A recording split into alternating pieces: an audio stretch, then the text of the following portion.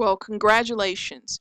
If you're listening to this right now, that means you've completed lesson 1, lesson 2, and you're right into lesson 3 of how to use your self-help book for positive return on investment now. Lesson 3 is the ROI work, chapter by chapter. So now that you've clearly identified your desired end result and you've set yourself up for success with your very own success binder or folder, we now move into our final lesson.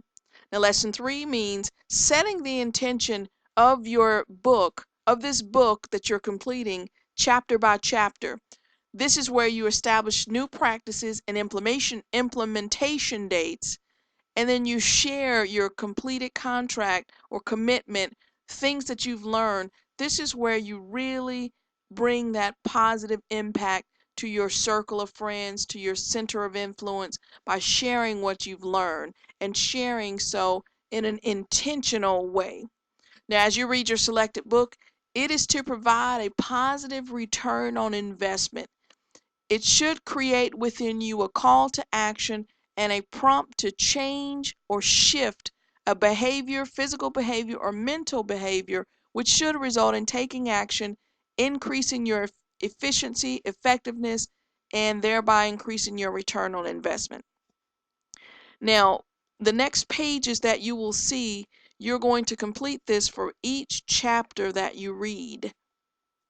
For each chapter, you're going to jot down any key points or aha moments. This is not a time to simply regurgitate the information that you've read. This is actually a time where you read something and it should jumpstart something in you. It should prompt something that you've learned, something, a big takeaway, something that jars you, a better understanding, a mental shift. Again, this is where you're going to capture those aha moments. Once you've done that for that chapter, you're going to ask yourself, what new practices or procedures am I going to put in place as a result of reading this chapter, reading what the author intended, and discovering and birthing my own aha moments? What new practices am I going to put into place? This is where you increase your return on investment, when you figure out new, efficient, effective processes and then you put them into place, into implementation. The next, you're going to ask yourself, when will I put this process or habit or implementation into place? Because it's not enough to have an aha moment and to decide this is something that I'm going to do. You then have to set a date that you're going to begin this new process. And then here's the question again. How will I measure the return on investment of implementing this new process or habit or procedure?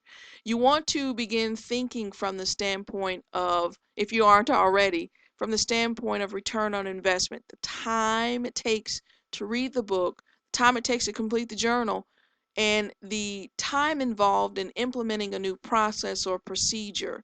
You want to be able to measure your results so that you can tell if it is effective or ineffective, and if shifts or differences need to be made in what you've implemented.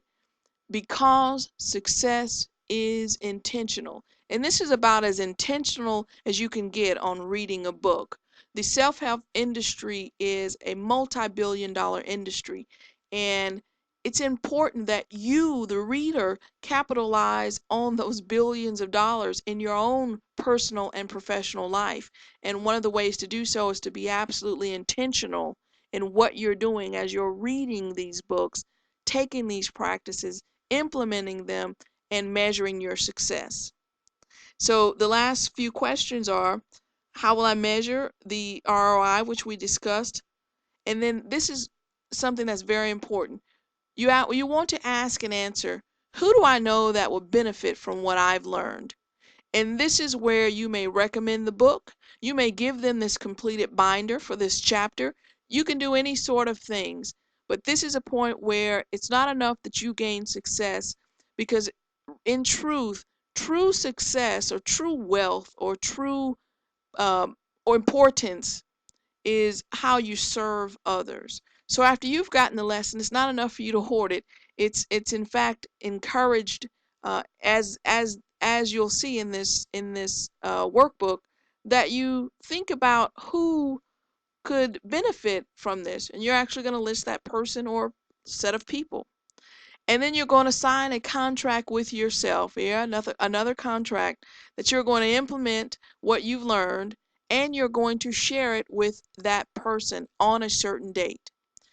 This is a one-page, very simple format, but you're going to complete this for every chapter. And why would you do it for every chapter? Because if the chapter has 20, if the book has 20 chapters, you don't want to wait until chapter 20, which could be 6 months from now, before you begin intentionally implementing what you've learned.